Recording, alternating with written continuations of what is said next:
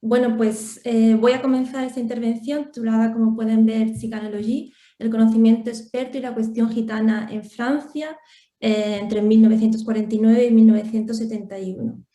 Mi propósito en esta intervención es analizar la respuesta que los poderes públicos franceses dieron a la llamada cuestión gitana en las décadas posteriores a la Segunda Guerra Mundial. Lo que voy a hacer, como les comentaba antes, es en realidad presentar algunas ideas que forman parte de una investigación en curso, de un work in progress. Pretendo mostrar que el Estado francés puso en marcha una serie de iniciativas que tenían por objeto la sedentarización y nacionalización de los grupos gitanos, en otras palabras, su asimilación. Estos proyectos oficiales omitieron durante años la cuestión del internamiento y persecución de los gitanos franceses o gitanos que habitaban en Francia, una persecución que habían sufrido durante la guerra, y impidieron con ello la aplicación de políticas de compensación y restitución para estas comunidades.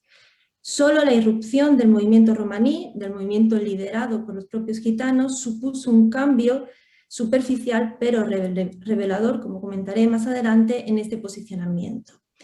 En concreto, me voy a centrar en una asociación denominada Etudes Tziganes, que fue creada en París en 1949 y que hoy sigue en funcionamiento, y la voy a utilizar a modo de caso de estudio para el análisis de las posiciones políticas y los discursos culturales en torno a los gitanos en la Francia de posguerra. Me referiré a sus expertos como gitanólogos, castellanizando el término chicanologue con el que ellos mismos se identificaban. Antes de eso, en una brevísima primera parte, voy a abordar brevemente los antecedentes y las claves del tratamiento, es decir, la persecución y reclusión de los gitanos franceses durante la Segunda Guerra Mundial. Luego, en otra también muy breve segunda parte, pues ya pasaré al caso de estudio señalado. Antes de nada quiero aclarar que el uso del término gitanos utilizo el término gitanos en aras de la simplicidad, puesto que solo en Francia hay una abundancia y una diversidad tremenda de filiaciones: Manouche, Calderache, Sinti, Caló y el propio Tzigan con la doble grafía SZ o Gitan.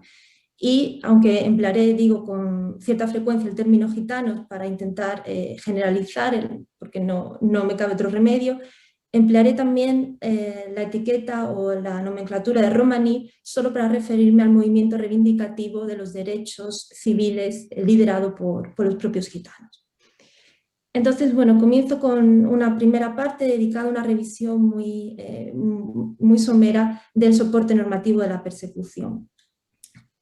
A pesar de que desde el inicio de su presencia en el suelo francés, allá por el siglo XV, a pesar de que desde el inicio de su presencia, en el suelo francés, allá por el siglo XV, los grupos de gitanos estuvieron sometidos a distintos tipos de regulaciones estatales y regionales, fue en el siglo XIX cuando estas normativas comenzaron a racionalizarse y a tener mayor efectividad en su aplicación. Desde comienzos de la Tercera República Francesa, es decir, en el tercer tercio del XIX, los gitanos quedaron ya englobados en la categoría de nómadas, me voy a referir con ellos siempre intentando entrecomillarlo, fueron censados como tales y sometidos a una vigilancia específica por parte de grupos especiales de las fuerzas del orden. No obstante, estas actuaciones de control de movilidad necesitaban, o los poderes públicos pensaron que necesitaban ser reguladas mediante una ley de mayor alcance.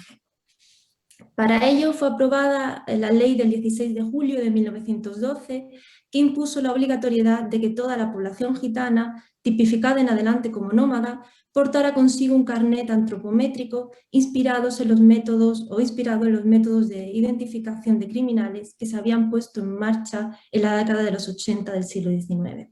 Así, la ley de 1912 proporcionó el marco para el hostigamiento policial legalmente justificado, de familias gitanas al amparo de su presunción de culpabilidad. Este entramado legal administrativo no hizo sino densificarse y perfeccionarse en los años de entreguerras. De hecho, como han defendido bastantes autores, la ley de 1912 y todo su desarrollo posterior constituyó el soporte legal de las medidas tomadas contra la población gitana durante la Segunda Guerra Mundial. Una vez iniciado el conflicto, en el 1939 comenzaron a sucederse también las restricciones. Primero se les privó de la entrada en algunos departamentos, luego se les impidió circular por territorio nacional y finalmente pues, se les asignó un lugar de residencia obligatoria.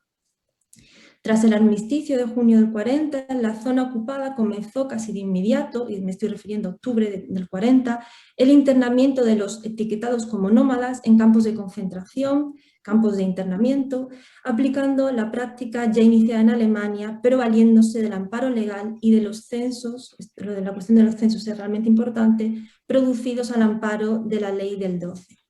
Y no solo en la Francia ocupada, sino también en la denominada zona libre, entre comillas, del régimen de Vichy, se promovió el establecimiento de campos de internamiento con la finalidad explícita, y cito, de extirpar el hábito nómada. Por lo tanto, había una evidente política de sedentarización detrás de estas iniciativas. La vida en cautividad, equiparable en el grado de sufrimiento y deshumanización a la experiencia en cualquier otro campo de concentración de la Europa bajo el dominio nazi, se prolongó para cientos de familias hasta 1945. Incluso algunas de ellas no recobraron su libertad, una libertad muy parcial, como luego comentaré, sino en 1946. De hecho, los gitanos fueron los últimos grupos en ser liberados. El argumento esgrimido por el gobierno provisional fue que cada caso debía ser revisado persona a persona o a veces familia a familia, a fin de comprobar, y cito, que no eran un peligro para la sociedad. Con ello, el gobierno francés no solo se amparaba en la legalidad de preguerra, sino que validaba implícitamente las razones que habían conducido al internamiento de los gitanos durante la ocupación alemana por supuestos motivos de peligrosidad. Es más, aunque el Ministerio del Interior anuló el decreto que prohibía la circulación de nómadas, quiso, y cito de nuevo, aprovechar algunos de los resultados positivos de este texto. De hecho, pidió a los prefectos que trataran de preservar la sedentarización adquirida por algunos nómadas y que volvieran a aplicar con severidad también es una palabra literal de las fuentes, la ley de 1912 mediante la expedición de nuevo, carnet antropométrico y la reanudación del control y la vigilancia de esta población. Esta persecución organizada durante la posguerra corrió pareja a la elaboración de un discurso que Jean-Pierre Lejeune ha denominado, y cito su fórmula, el arte de la matización, y que consistía en disfrazar con eufemismos de solidaridad y humanitarismo lo que en la práctica era, o mejor dicho, continuaba siendo, una violencia institucionalizada. En mi opinión, la mejor expresión de este doble rasero fue la creación en 1949 de una comisión interministerial, porque participaban de ella tanto el Ministerio de Sanidad como el del Interior, y eso ya es bastante significativo, que fueran estos dos organismos. Una comisión interministerial, digo, para el estudio de las cuestiones relativas a las poblaciones nómadas. Ese mismo año, 1949, sus responsables dirigieron una circular a la prefectura del Sena en la que señalaban la urgencia de una, cito, política más comprensiva que acabara con la, cito nuevo, represión y prohibición sufrida por los nómadas. Para ello, los miembros de esta comisión interministerial determinaron que era necesario conocer mejor a los sujetos a tratar, esos nómadas o gitanos. Esta necesidad condujo a la fundación de la Asociación des Études Ciganes en París en 1949, es decir, el mismo año. Una asociación des Études Ciganes que desde su misma creación mostró un deseo de representar la versión francesa de la Gypsy Society, una sociedad británica que había sido fundada en 1888 y que desde entonces, desde finales del 19, se había establecido un poco como el centro del conocimiento experto sobre los gitanos. La composición de Études Ciganes era verdaderamente variopinta, y quiero hacer un repaso muy rápido por sus directivos para que vean ustedes también un poco el perfil sociológico de este grupo. Presidía la Asociación de Études Ciganes un lingüista y profesor de la Escuela Nacional de Lenguas Orientales, Pierre Meil. Su presidente, o su vicepresidente, perdón, era Pierre-Joan Lambert, que era consejero de Estado y era también vicepresidente de la Comisión Interministerial, lo cual evidenciaba, creo yo, o dejaba a las claras las estrechas relaciones con el poder político que iba a tener siempre Études Ciganes. Además, formaba parte de su junta directiva un religioso, Jean Fleury, que durante la guerra había ayudado a judíos y nómadas y había colaborado en obras sociales de los organismos de la resistencia. Su presencia, la de Jean Fleury, ponía de manifiesto la preocupación de la asociación por la ayuda directa asistencial a las comunidades gitanas francesas, que será, como voy a decir a continuación, una de sus líneas de actuación. Finalmente, la asociación también contaba con Mateo Maximov, que ya entonces era conocido como el primer escritor tzigano, por lo menos así era conocido en Francia. Una presencia que dejaba entrever el deseo de incorporar la voz de los afectados a través de sus líderes informales, como era el propio Maximov. Por tanto, los ejes de actuación de Tew Tzigan tenían que ver con tres ámbitos que voy a citar de forma general. El primero, el conocimiento erudito, es decir, el conocimiento de los tziganos, de los gitanos a través de la antropología, la historia y la lingüística. En segundo lugar, la labor asistencial inmediata. Y en tercer lugar, el asesoramiento a los poderes públicos acerca de las necesidades de los gitanos. Con el transcurso de las décadas, esta asociación no hizo más que adquirir más relevancia e influencia en estos tres ámbitos. De su muy intensa actividad en las décadas posteriores a la guerra, me interesa destacar lo siguiente. Los acontecimientos más recientes y traumáticos, aquellos que tenían que ver con el internamiento de los gitanos durante la guerra, no fueron tratados por la asociación y por sus expertos. El sufrimiento padecido por los gitanos a lo largo del conflicto fue omitido sin que se hiciera nada por colaborar en una política de reconocimiento y restitución hacia las víctimas. Esta actitud no era más que un reflejo de las posiciones que en Alemania se habían adoptado al respecto al padecimiento de los gitanos durante el Holocausto nazi. Pero también se le puede buscar una explicación doméstica, pues no solo las fuerzas del orden francesas habían sido quienes habían implementado las medidas de internamiento siguiendo las órdenes del ejército de ocupación alemán, en un caso las directrices del gobierno de Pétain. También el gobierno provisional francés había sido el responsable de prolongar durante unos meses, incluso años, el cautiverio de los llamados nómadas bajo el supuesto que comentaba antes de su peligrosidad. La implicación francesa, por tanto, en el internamiento de cientos de gitanos en campos de concentración era pues indudable y no se puede descartar que ello fuera uno de los motivos del, entre comillas, olvido voluntario al que los dirigentes de Tew Tzigan, algunos con cargos políticos, como antes señalaba, sometieron a este episodio. Es más, tal olvido resulta especialmente llamativo y, si me permiten, sangrante, puesto que resulta imposible concebir que los responsables de Tew Tzigan no tuvieran noticia de lo ocurrido. Pierre-Joël Lambert, su vicepresidente, era consejero de Estado y presidente de la Comisión para Asuntos Relativos a los Nómadas en unas fechas en las que los internamientos solo acababan de terminar. Mateo Maximov y su familia habían sido víctimas del internamiento y además él mismo había sido uno de los pioneros en la denuncia de la persecución nazi a los gitanos con un artículo que envió en 1946 al Journal of the Gypsy Law Society. Finalmente, Jean Fleury había mediado a título personal y con un éxito solo relativo entre el gobierno alemán y algunas familias gitanas para que estas últimas tramitaran sus reclamaciones. Bueno, pues a pesar de todo ello, la guerra fue un tema tabú para los gitanólogos franceses. En su lugar, la asociación optó por desarrollar un proyecto que en alguna ocasión llamaron, y cito, de futuro, que llamaron de futuro, con una evidente carga eufemística. Esto implicaba enterrar el horror reciente en aras de una construcción o de la construcción de una, de nuevo cito, verdadera integración. Una integración cuyos requisitos básicos, aquellos que se convirtieron en los objetivos de la asociación a medio plazo, eran 1. La sedentarización progresiva, 2. La reconciliación entre los gitanos y el Estado, reconciliación también es otra palabra clave, y 3. Su desextranjerización o su nacionalización. Mientras tanto, la asociación trabajaría como un grupo de presión para tratar de derogar la ley de 1912, una norma que se supone que, habiéndose producido todas esas transformaciones, estos 3 niveles de transformación, pues no sería ya necesaria. Todo lo relativo a la promoción de la sedentarización estuvo recubierto de un discurso que la vinculó de forma directa a la noción de civilización.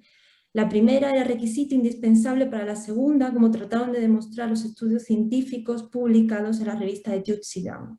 Una sedentarización, que no solo se defendió desde la teoría, sino que se impuso o se impulsó desde la práctica con la toma de medidas para la mejora de los espacios de estacionamiento. Perdón, Begoña, Igualmente, aviso que quedan 5 minutos. Continúa, por favor. vale, de acuerdo, vale, gracias. Igualmente, Tjutsigan impulsó varias acciones,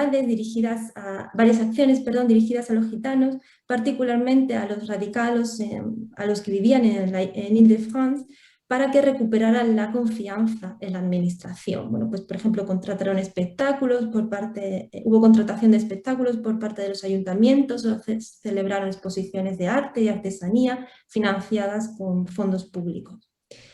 Finalmente, la nacionalidad francesa de los gitanos fue el argumento con el que Tjutsigan construyó, mejor dicho, la defensa de la idea de que el Estado no podía abandonar a estos ciudadanos franceses. Debía, por el contrario, asistirlos en su proceso de, cito, evolución y de adquisición de los hábitos y costumbres propios de la civilización avanzada, es decir, la teóricamente siempre, entre comillas, mayoritaria. Los gitanos, venían a decir, ya eran franceses formalmente, pero ahora tenían también que parecerlo, es decir, debían integrarse en la comunidad francesa incorporando la nacionalidad. Entre todas estas ocupaciones,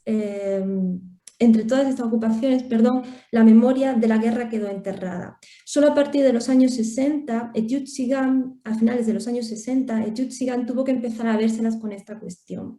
Fue entonces cuando la progresiva toma de conciencia acerca del Holocausto hizo posible una gradual atención al pasado reciente.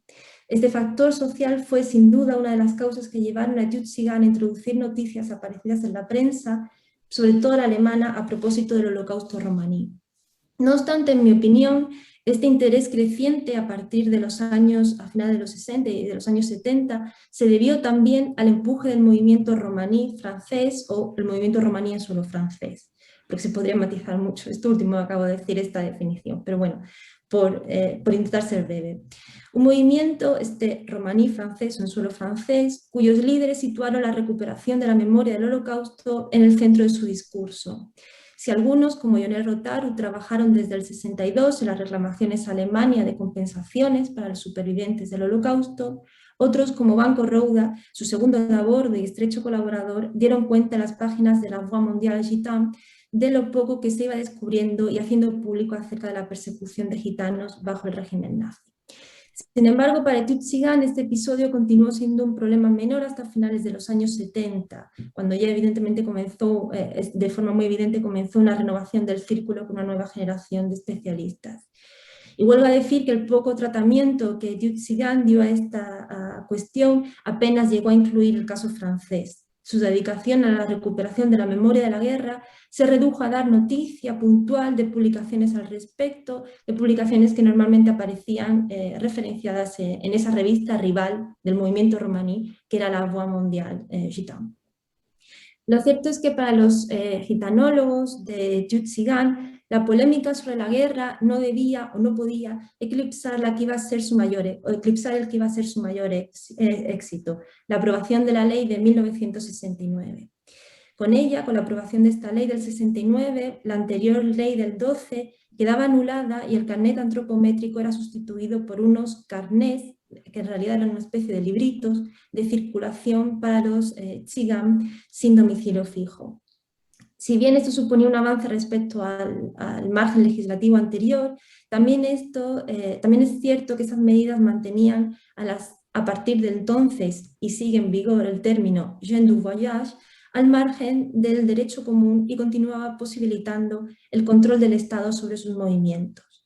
Además, como han apuntado autores como Ilse Nabut, este control se hacía con un objetivo explícito de promover la sedentarización, para lo que se obligaba a toda persona en circulación a tener una comuna de adscripción. Seguía, por tanto, el espíritu de las iniciativas llevadas a cabo por Tjutsigan durante las décadas anteriores.